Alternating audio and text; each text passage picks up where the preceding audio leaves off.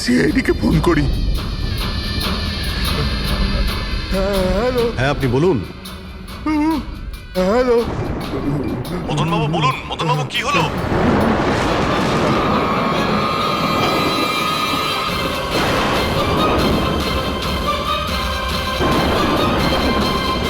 না না,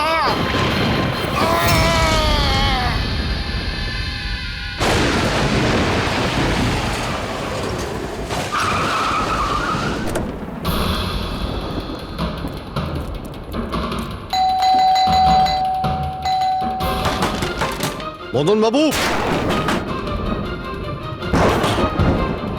মদনবাবু, মদনবাবু, মদনবাবু,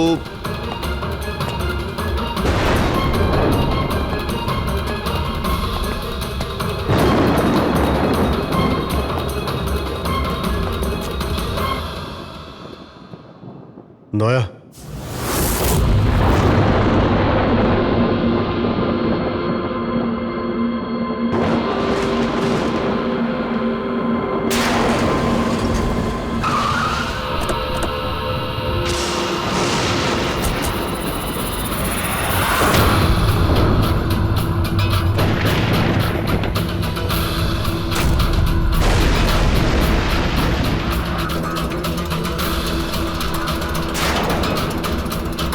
মদনবাবু, এই কে?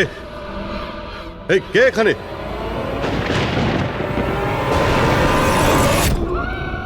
এটা কি?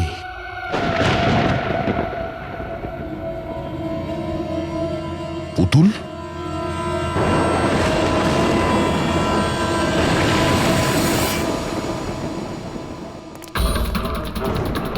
অভিজিৎ, স্যার, আমরা দেরি করে ফেলেছি।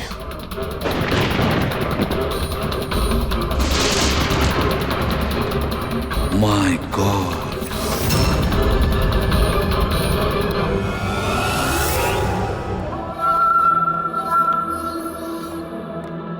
এই নে। আস্তে আস্তে আস্তে।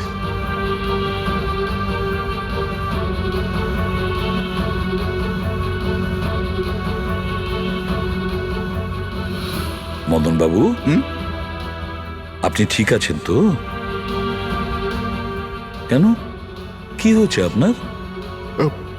কেউ আছে যে আমাকে প্রাণে মারতে চায়? কে? ও আবার আশেপাশেই আছে।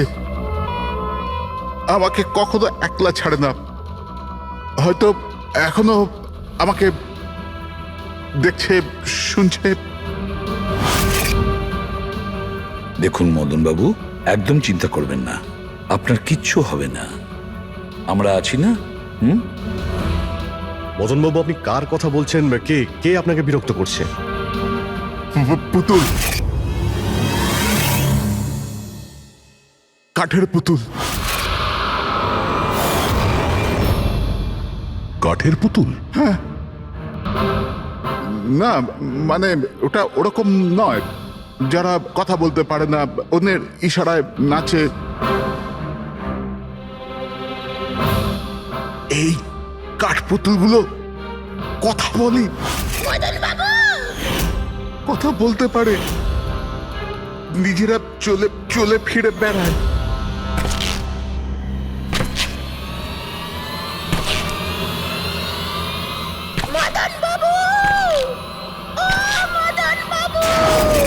কথা বলা কাঠের পুতুল? হ্যাঁ, আমি জানতাম আপনাদের আমার কথা বিশ্বাস হবে না, কিন্তু কথাটাই এরকম যে কেউই করবে না। স্যার, আপনি এরকম কোনো পুতুলের ব্যাপারে শুনেছেন কখনো? না। জানেন কিছুদিন আগে আমার সাথে কি হয়েছিল? ওই দিন আমার জন্মদিন ছিল, ঘরের বেল বাজলো, তো আমি ভাবলাম যে আমার বন্ধুরা আমার সঙ্গে দেখা করতে এসেছে।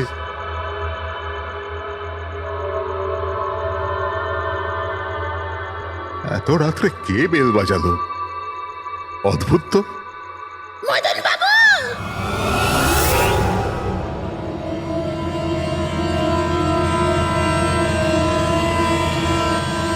কে? দেখতে পাচ্ছেন না? আমি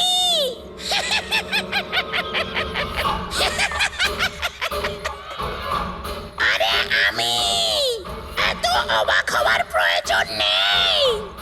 জানেন কি এখানে আমি কেন এসেছি? কেন? তোমার প্রাণ নিতে। কি?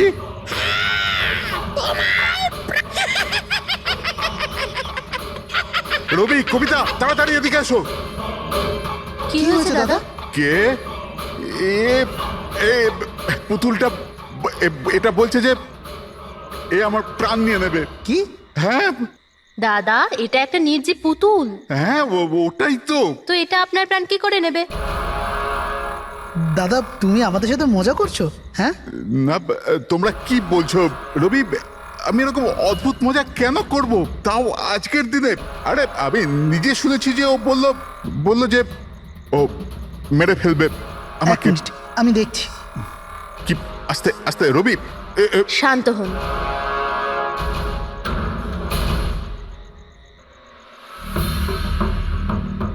দাদা, মনে হচ্ছে তোমার সাথে কেউ মজা করেছে। এই কাঠের পুতুলের মধ্যে কেউ মনে হয় স্পিকার ফিট করেছে। চেক করো, হয়তো কোনো স্পিকার আছে।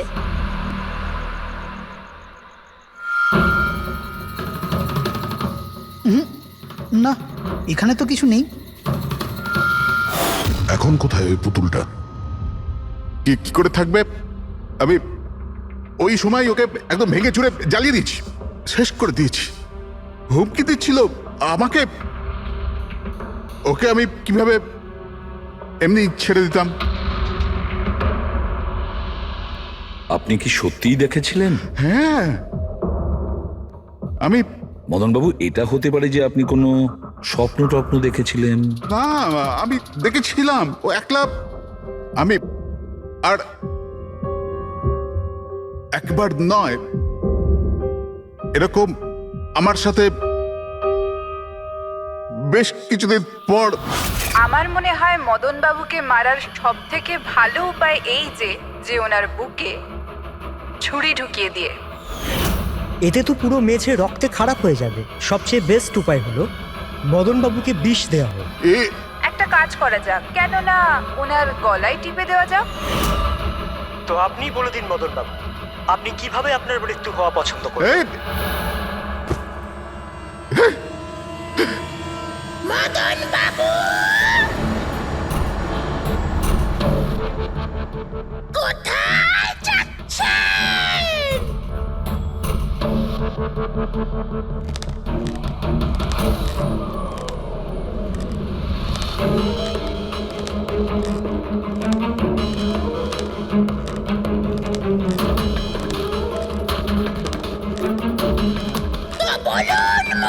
বাবু।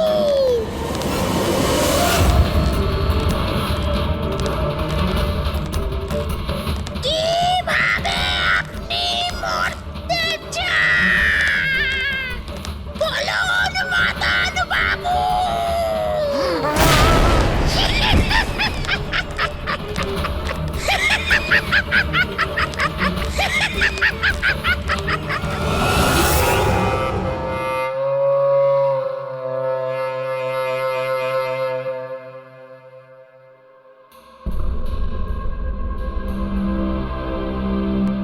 সত্যি মদনবাবুর প্রাণ সত্যি সংশয় ছিল।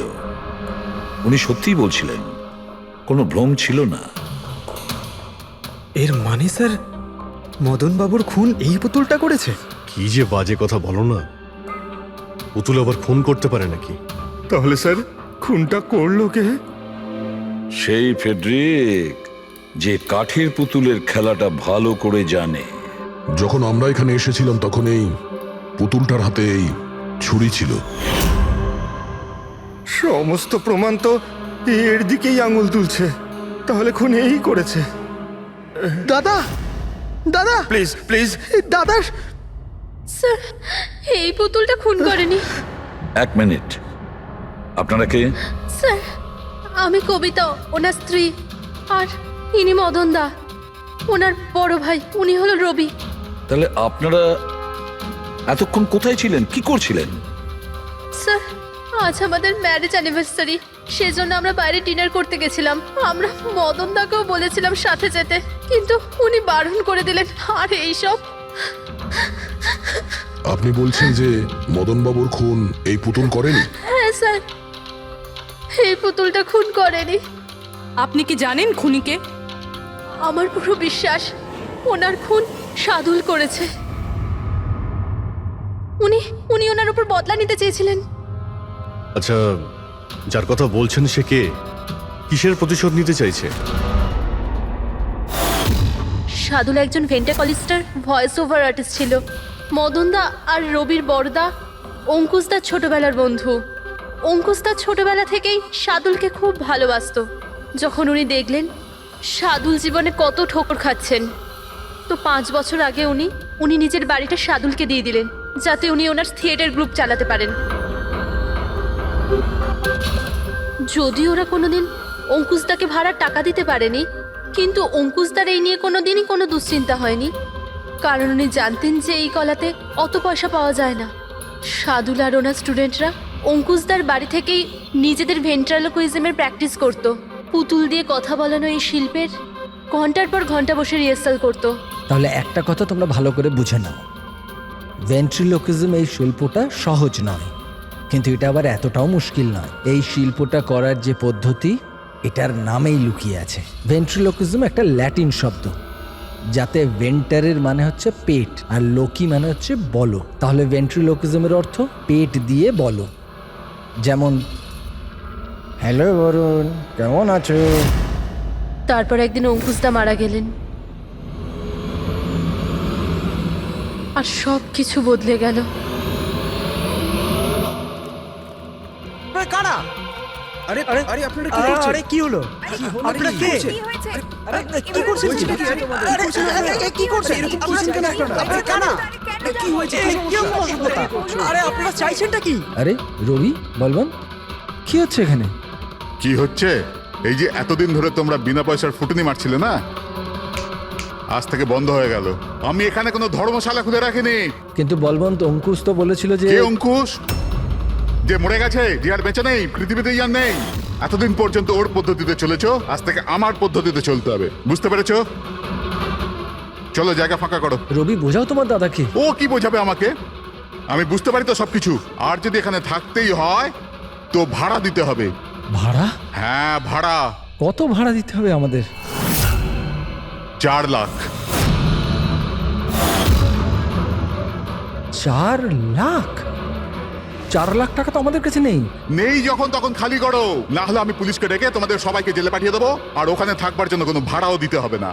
বলবন্ত, আমাদের কিছুটা সময় দাও, তাড়াতাড়ি আমরা কোথায় যাব? সময় টময় কিছু পাওয়া যাবে না। অনেক দেখেছি, অনেক হয়েছে তোমাদের তামাশা। চলো স্যার এরকম করবেন না প্লিজ স্যার, প্লিজ স্যার এরকম করবেন না আর স্যার, 1 মিনিট।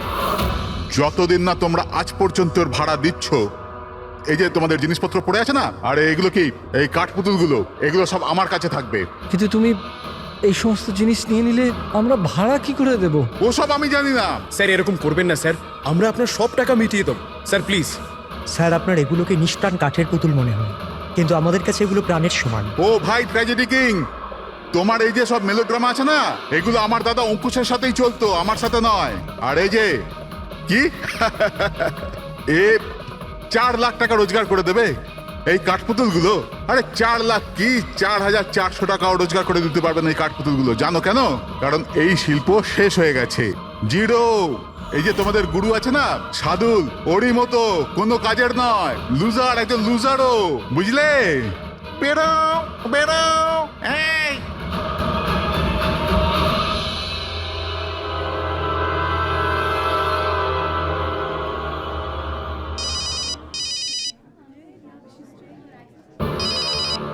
এও না। কে দাদা? আবার কে? সাদুল বারবার আমাকে এভাবে ফোন করে হুমকি দিচ্ছে। আমি দেখছি। হ্যালো। আমি আসছি তোকে মারতে, এবার তোর জীবন কিছুদিনের অতিথি মাত্র। হ্যালো দাদা, আমার মনে হয় আমাদের পুলিশ স্টেশনে যাওয়া উচিত। পুলিশ ডিপার্টমেন্টে আমি একজনকে চিনি, হয়তো ও আমাদের সাহায্য করতে পারে। হ্যাঁ দাদা, আমি এটুকু বিশ্বাস করতে পারিনি যে এই সাদুল এত বড় পাগল হবে। আমাদের পুলিশের কাছে যাওয়া উচিত। কোনো লাভ নেই, এই সাদুল নিজের মোবাইল থেকে ফোন করছে না, কোনো ল্যান্ডলাইন নাম্বার থেকে করছে। Landline number? আমি খোঁজ নিচ্ছি নাম্বারটা কোথাকার। কি? এটা কি বলছো তুমি? হ্যাঁ ঠিক বলছি, এই নাম্বার এই হসপিটালের মর্গ রুমের। সাদুল আমাকে হসপিটালের মর্গের রুম থেকে কেন ফোন করবে? এই নাম্বার থেকে এনাদের কাছে ফোনে হুমকি দিচ্ছে, কাল রাত আর আজ সকালেও দিয়েছে, টানা 3 দিন ধরে আসছে। কে করছে এই কল? স্যার এই ফোন দিয়ে কারোরই ফোন করবার কোনো অনুমতি নেই। আমি সারাদিন এখানেই থাকি, এই ফোন থেকে কেউ কোনো ফোন করেনি। তাহলে তুমি নিশ্চয়ই কল করেছো। স্যার আমি কেন ফোন করব? আমি তো আপনাদের চিনিও না। হ্যাঁ হতে পারে তুমি সাদুলের কথা করেছো। কি নাম বললেন আপনি? সাদুল। সাদুল? এই যে এ হলো সাদুল, চেনো তুমি একে? এ আপনাদের কি করে কল করবে? কেন করতে পারবে না কল?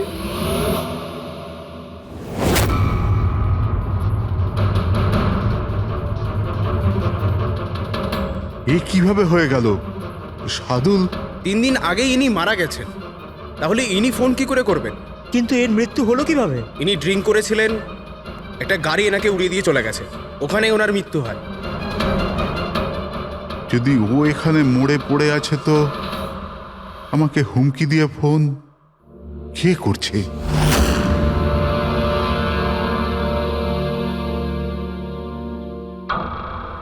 স্যার, হ্যাঁ, পুলিশের রেকর্ড অনুযায়ী তো এই সবকটা কল মর্গের ল্যান্ডলাইন থেকে এসেছিল। কিন্তু মর্গেন ল্যান্ডলাইন তো কেউ ইউজই করে না, তাহলে সব কি করে? পূর্বী ভালো করে চেক করো, দেখো ব্যাপারটা কি। মনে হচ্ছে ব্যাপারটা গোলমেলে। স্যার হ্যাঁ, উনি কিচ্ছু জানতে পারবেন না, আপনি এরকম কেন বলছেন? কারণ সিআইডি স্যার জীবিত লোকেদের ধরতে পারে, আত্মাদের নয়। আর আমি জানি এটা সাদুলের আত্মাই করেছে। দেখুন, এই আত্মা বলে কিছুই হয় না। আর আপনি একজন এডুকেটেড পার্সন হয়ে এইসব বলছেন? আপনিও তো পড়াশুনো জানা, আপনি বলুন না, একটা লাশ মর্গ থেকে ফোন কি করে করতে পারে? কি করে ওই মদনদার সাথে ওই পুতুলটা কথা বলতে পারে? স্যার তাদের এটা নর্মাল মনে হচ্ছে। আপনারাও এমন কিছু ফিল করেছেন যেটা মদনবাবু করেছিলেন? হ্যাঁ স্যার। না, বাঁচাও, আমি তোমাদের ছাড়বো না। তোমরা খুব বিরক্ত করছো আমাকে, তোমাদের সবাইকে মেরে ফেলবো আমি, ছাড়বো না। দাদা, সরে যাও। না দাদা কি হলো? এদিকে আসবে না। আরে কিন্তু দাদা এটা কি করছো তুমি? দাদা কি? কাঠপুতুল আছে এখানে, সরে থাকো। কাঠের পুতুল? আমাকে মারতে এসেছে, আমি বলেছিলাম না। দাদা 1 মিনিট দাদা এটা কি করছো তুমি? রবি, এই এই আওয়াজটা উপর থেকে আসছে। হ্যাঁ, কিন্তু উপরে তো কিছুই নেই, পুরো তো স্টোর রুম আছে আর একটা বন্ধ ঘর আছে। Store room? হ্যাঁ, ওই স্টোর রুমের মধ্যেই তো আমি সমস্ত কাঠপুতুলগুলো একটা বড় বাক্সের মধ্যে তালা লাগিয়ে বন্ধ করে রেখেছি। কাঠের পুতুল? ওগুলো সব বাইরে চলে এসছে। কিভাবে? কি?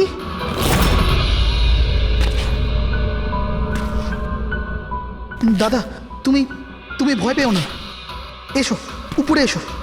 রবি, কিন্তু চলো আস্তে আস্তে। সামলে।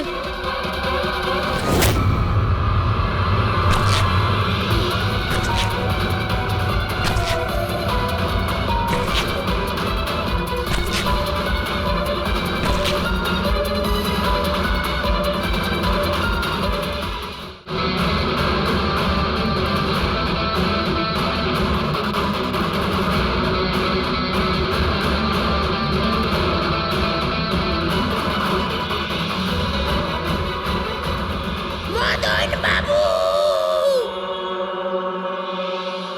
দাদা, আওয়াজ এই ঘর থেকে আসছে। হ্যাঁ, এসো।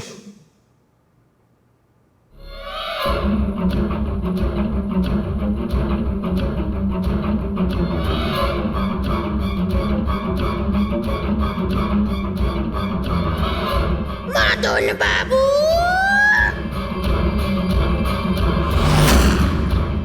মদন বাবু, কেমন লাগলো আমার সাথে দেখা করে?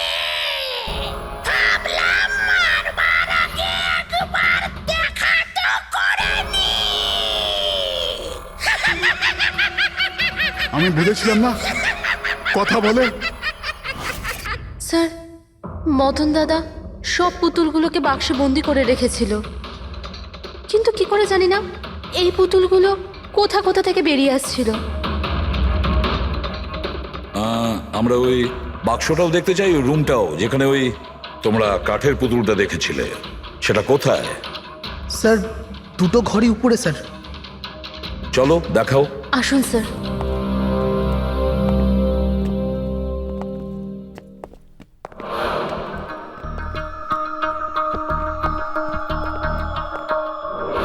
স্যার, পায়ের আওয়াজটা আমরা করিডোরে শুনেছিলাম, আর ওই পুতুলটা আমরা এখানে এখানে দেখেছিলাম স্যার।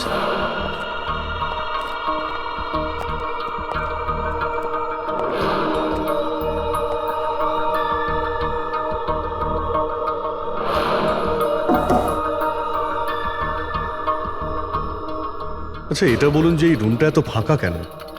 স্যার, আমি ভেবেছিলাম কি এখানে ট্রেডমিল আর বাইসাইকেল রাখবো, একটু এক্সারসাইজ করব, কিন্তু সময় পাইনি।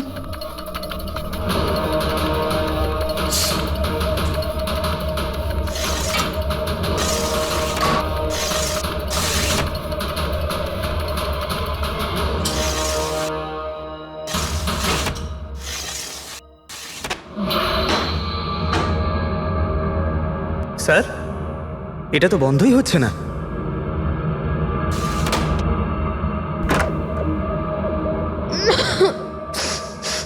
আসুন স্যার। স্যার, এই ওই পেটিগুলো যেখানে পুতুলগুলো বন্ধ করা আছে। একটু লাইটটা অন করবেন? হ্যাঁ।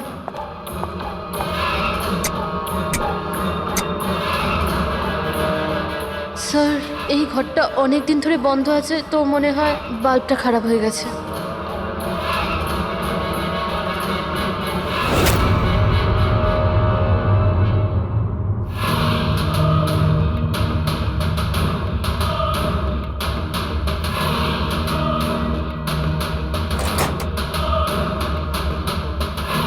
স্যার, প্রত্যেকটা বক্সে তালা লাগানো আছে।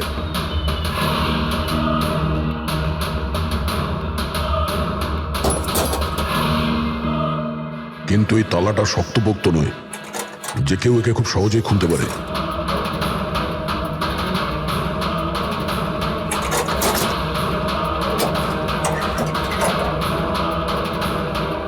এতগুলো পুতুল,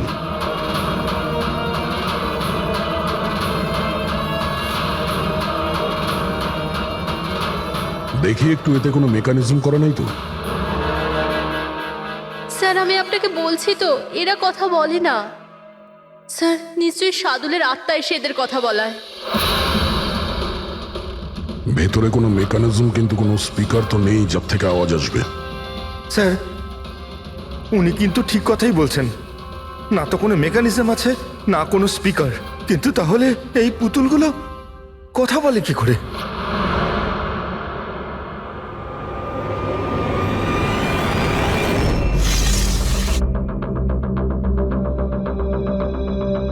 লকটা কি খারাপ? লোকটা খারাপ স্যার। এখান থেকে তো সহজেই কেউ ভিতরে ঢুকতে পারে। সিঁড়িও রয়েছে আর পাইপও রয়েছে, যে কেউ সহজেই ঢুকতে পারে। আর যে সহজে এই রুমে ঢুকতে পারে সে বাক্সতে বন্ধ থাকা কাঠের পুতুলগুলোকে উঠিয়ে বাইরে যে কোনো জায়গায় রাখতে পারে, যেভাবে এখানে রাখা ছিল তোমাদের ভয় দেখানোর জন্য। স্যার মানে মানে এটা কোনো আত্মা নয়? আরে ওই আত্মার কথা ছাড়ো তো, আত্মা হয়ই না। এটা সেই হতে পারে এই বাড়ির প্রত্যেকটা কোণা সে চেনে, প্রত্যেকটা কোণা। আর তাছাড়াও কাঠের পুতুলের ব্যাপারেও খুব ভালো মতো জানে। আর এরা হতে পারে সাদুলের স্টুডেন্ট। সাদুলের স্টুডেন্ট খোঁজ নিয়ে দেখতে হবে যে সাদুলের স্টুডেন্টস এই মুহূর্তে কোথায় আছে আর কি করছে। হাই, আমার নাম হলো ফ্রিডা। আমার নাম দীপেশ। আমার নাম হলো তরুণ। আর আমার নাম লোচন।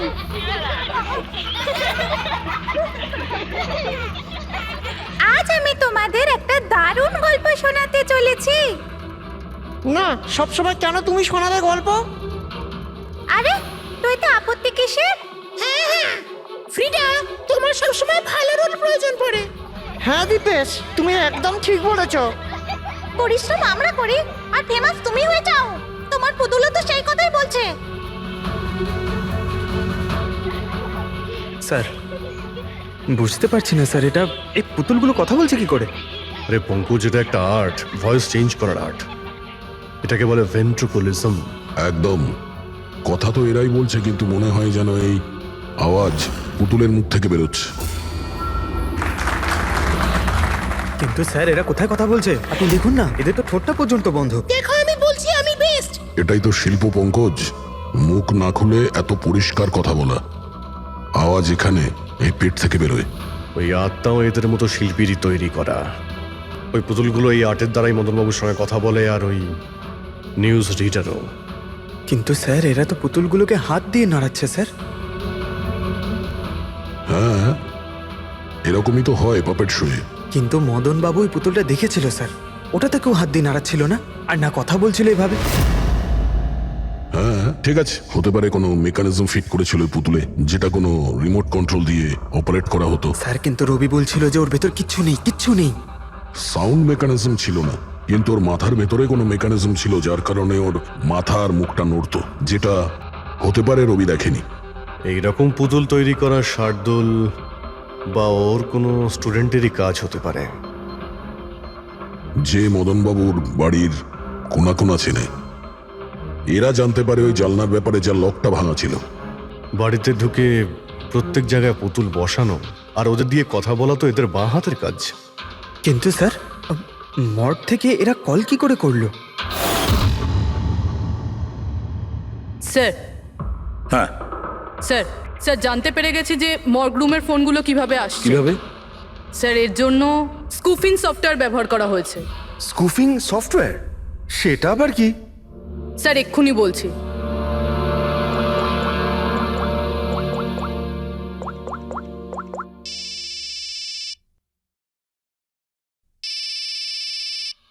কি যন্ত্রণা! আমার ওয়াইফকে এখনই ফোন করতে হলো। হ্যাঁ স্যার, আমি কারেন্টের বিলটা দিতে না আবার ভুলে গেছি। মনে হয় লাইনটা কেটে দিয়ে গেছে। আমাকে বকবে বলেই ফোনটা করেছে। ফোনটা তোলা ঠিক হবে? ধরো, যাও তাড়াতাড়ি কথা বলে নাও। হ্যালো, হ্যাঁ আমি বাড়ি ফেরার সময় কারেন্টের বিলটা দিয়ে বাড়ি যাব। রেডি স্যার, এইবার কারেন্ট কেটেই যাবে। আরে পুরবি, তুমি ফোন করেছিলে? কিন্তু এটা তো আমার ওয়াইফের ফোন নাম্বার। পুরবি, এটা করলে কি করে? স্যার এটাই তো এই সফটওয়্যারের বিশেষত্ব। ফোন যেখান থেকেই করো, নাম্বার সেটাই দেখাবে যেটা আপনি চাইবেন। কিন্তু পুরবি, তুমি এই সফটওয়্যারটা পেলে কোথা থেকে? স্যার সাইবার ইউনিট থেকে নিয়েছি। আর স্যার এর সাহায্যে শুধু নাম্বারই নয়, বরং কোনো মানুষ তার লোকেশন পর্যন্ত ভুল বলতে পারে। ওরে বাবা রে! স্যার, ভীষণ বিপজ্জনক সফটওয়্যার কিন্তু। খুনি মর্গের নাম্বার এই জন্যই ব্যবহার করেছে যাতে আমরা ভাবি এই পুরো ব্যাপারটা সাদুলের আত্মা করেছে, সাদুলের আত্মার কাজ। আচ্ছা বাচ্চারা, তোমাদের সঙ্গে দেখা করে খুব ভালো লাগলো। পরের বার আবার দেখা হবে। বাই সাবধানে যাও তোমরা। Bye bye bye bye. Bye. হ্যাঁ বলুন, কিভাবে আমি আপনাদের সাহায্য করতে পারি? হ্যাঁ, তোমরা সাহায্য না করলে আর কে করবে? আসলে আমরা এটাই জানতে চাই যে মদনবাবুকে ভয় দেখানোর প্ল্যান তোমাদের মধ্যে কে করেছিল? আমরা ঠিক বুঝলাম না। আচ্ছা, তোমরা কিছু বুঝতে পারলে না? হ্যাঁ, না স্যার, আমি বুঝতে পারলাম না। আমি নির্দোষ। খুব হাসি পেল। হ্যাঁ, একটা লোক মারা গেছে আর তোমাদের সবার হাসি পাচ্ছে। মৃত্যু? কার মৃত্যু? মদন বাবুর খুন হয়েছে ওনার। সিআইডি থেকে আসছি আমরা। সিআইডি? হ্যাঁ, সিআইডি। আর আমাদের সন্দেহের তালিকায় তোমরা সবাই আছো। কাল তোমরা কোথায় ছিলে? কাল আমি আমার বন্ধু শালিনীর বাড়িতে ছিলাম। ওর বাড়ির লোকদের জিজ্ঞেস করতে পারেন। আর তুমি তুমি কোথায় ছিলে? স্যার আমরা লোচন আর আমি একটা শোয়ের জন্য গিয়েছিলাম পুনেতে, আজ সকালেই ফিরেছি। পুনা? কিসে গিয়েছিলে পুনায়? ক্যাব বুক করে। আমার কাছে ইনফরমেশন আছে, আপনি চাইলে দেখতে পারেন। এই দেখুন। কি ব্যাপার, এত ঘামছো কেন তুমি? হ্যাঁ, কাল রাতে তুমি কোথায় ছিলে? স্যার ওই আমি বলছি, তুমি কাল রাতে মদনবাবুর বাড়িতে ছিলে কিনা? হ্যাঁ হ্যাঁ ছিলাম ওখানে, কিন্তু আমি কাউকে মারিনি। তাহলে ওখানে কি করতে গিয়েছিলে? হ্যাঁ স্যার, আমি তো শুধু মদনকে শিক্ষা দিতে চেয়েছিলাম। যেটাও সাদুল স্যারের সাথে করেছে, খুব খারাপ করেছে। আর হ্যাঁ, আমাদের মাঝে আজ যে সাদুল স্যার নেই তার একটাই কারণ, সে হচ্ছে মদন। ওনার জন্যই উনি মদ খাওয়া শুরু করেছিলেন আর সময়ের আগেই মারা গেলেন। তোমরা ভেবেছো খুনের বদলা খুন? না না স্যার, আমরা শুধু ওনাকে ভয় দেখাতে চেয়েছিলাম। গৌরবের প্ল্যান ছিল এটা। হ্যাঁ স্যার, গৌরবই কালকে রাতে আমাকে ফোন করে ডাকে ওই 11:30-12টার আশেপাশে, কিন্তু আমি একটু লেট হয়ে যাই আর 12:30টায় গিয়ে পৌঁছাই।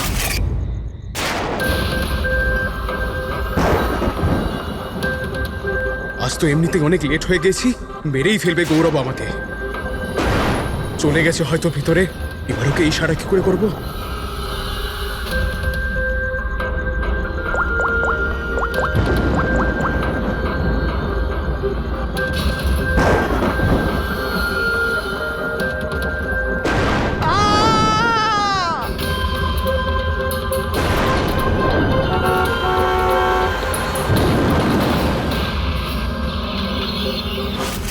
গন্ডগোল তো করেই ফেলেছ, মদনবাবুর খুন হয়ে গেছে।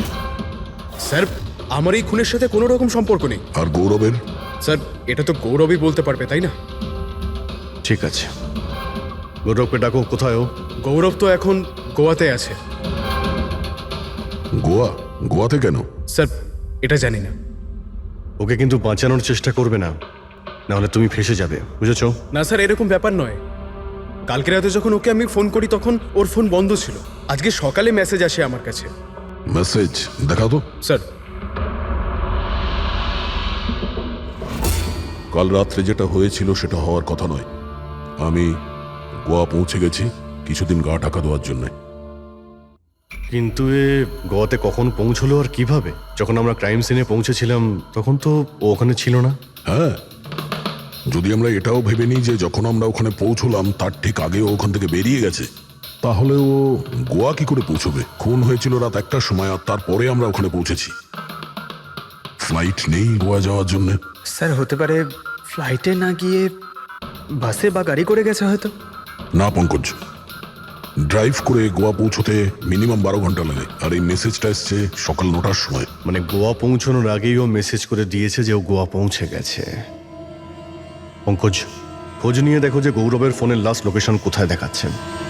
তুমি গৌরবের নাম্বারটা দাও, আচ্ছা ঠিক আছে, থ্যাংক ইউ। স্যার স্যার গৌরবের শেষ লোকেশন ছিল ওই মদনবাবুর বাড়ি, আর কাল রাত 11:30টার সময় ওর মোবাইল বন্ধ হয়েছে। 11:30। Hello, thank you sir. Gaurav নামের কোনো ব্যক্তি গোয়ার কোনো ফ্লাইটেই ছিল না, না আজকে সকালে না কাল রাতে। আর তাছাড়া স্যার, একে কোনো এয়ারপোর্টে সিসিটিভি ফুটেজেই দেখা যায়নি। মানে আমাদের সন্দেহ একদম ঠিক, গৌরব এখানেই আছে। তাহলে ও বা অন্য কেউ ওর ফোন থেকে এই মেসেজটা পাঠিয়েছে যে ও গোয়া চলে গেছে। কিন্তু স্যার, কেউ এরকমটা করবে কেন? সেটা তো আমি জানি না ফ্রেডি, কিন্তু একটা কথা আমি বুঝতে পারছি না, গৌরব তো চাইলে যে কোনো সময় মদনবাবুকে মারতে পারতো। এসব নাটক করার কি প্রয়োজন ছিল? আর ওরার চারজন এই কাঠপুতুলের খেলাটাই বা কেন খেলছিল? আর ও যদি মদনবাবুকে মেরেই থাকে তাহলে ওর চারজন বন্ধুকে কেনই বা বললো না? সন্দেহটা আমার এইখানেই। এর একটাই কারণ বস, হতে পারে গৌরবকে তাড়াহুড়োতে মদনবাবুকে মারতে হচ্ছে যখন ও ধরা পড়ে যায়। আর না হলে খুনি গৌরব না, অন্য কেউ। স্যার, খুনি যদি অন্য কেউ হবে তাহলে এই গৌরব কোথায়? হতে পারে খুনি গৌরবকে মেরে গায়েব করে দিয়েছে, আর আমাদের সামনে এমন প্রমাণ ফেলে দিয়েছে যে আমাদের মনে হয় যে ও পালিয়ে বেড়াচ্ছে, গোয়াতে আছে ও। এই লোকটা ভাঙা রয়েছে। এই জানলা দিয়ে গৌরব আর ওর বন্ধুরা ভিতরে আসতো আর মদনবাবুকে ভয় দেখাতো। আর এই গৌরব কাল রাতে এখানে এসেছিল, তারপর থেকেই গায়েব হয়ে গেছে। তাহলে হতে পারে ওর সঙ্গে যা হয়েছে এখানেই হয়েছে। কিন্তু ওর সাথে যদি এখানে কিছু হয়ে থাকে তাহলে কিছু না কিছু তো ট্রেসেস পাওয়া উচিত। তাহলে একবার টেস্ট করে দেখা যাক। রবি, স্যার,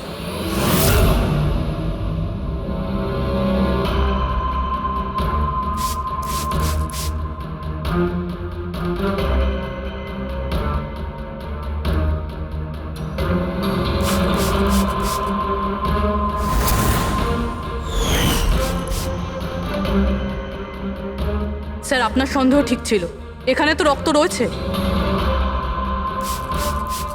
ও যখন এই দরজা দিয়ে বাইরে বের হয়েছিল তখনই ওর ওপরে কেউ আক্রমণ করে। স্যার এদিকে তো কোনো চিহ্নই নেই। ওদিকটা দেখো। এই যে স্যার, ওখানেও দেখো।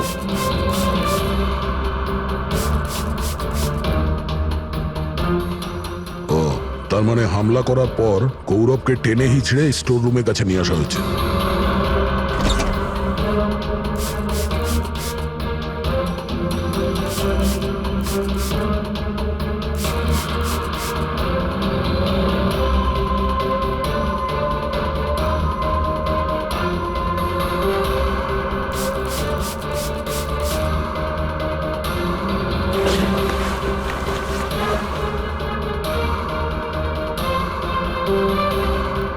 রক্তের দাগ তো এতটা অবধি রয়েছে, তার মানে গৌরবকে এখানেই।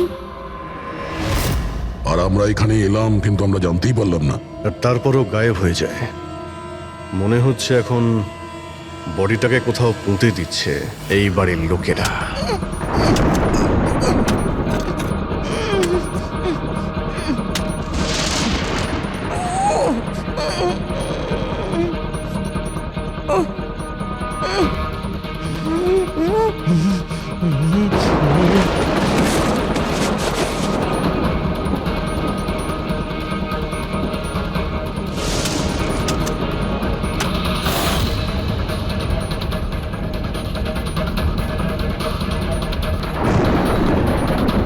সিআইডি?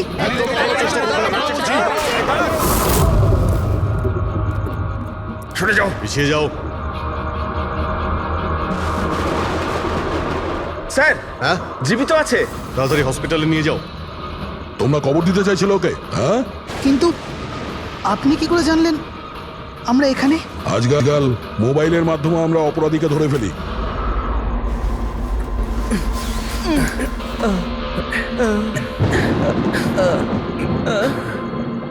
চলো তাড়াতাড়ি নিয়ে যাও ওকে। চলে এসো।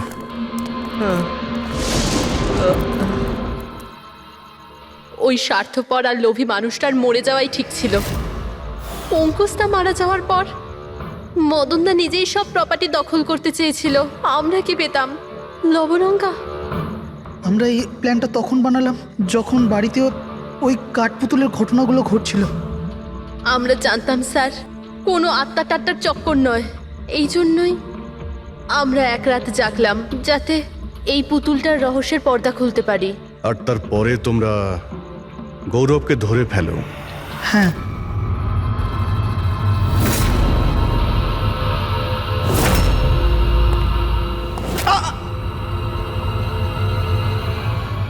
গৌরবের থেকে সব সত্যিটা জানার পর আমরা ভাবলাম যে ওর ওই কাঠপুতুলের খেলার সুযোগ নিয়ে আমরা আমরা মদন দাদাকে মারতে পারি। আর সেই কারণে গৌরবের ওপর হামলা করে ওকে বাক্সে ঢুকিয়ে দিয়েছো, আর তারপর মদনবাবুকে খুন করে আমাদের বোকা বানাতে চেষ্টা করেছো।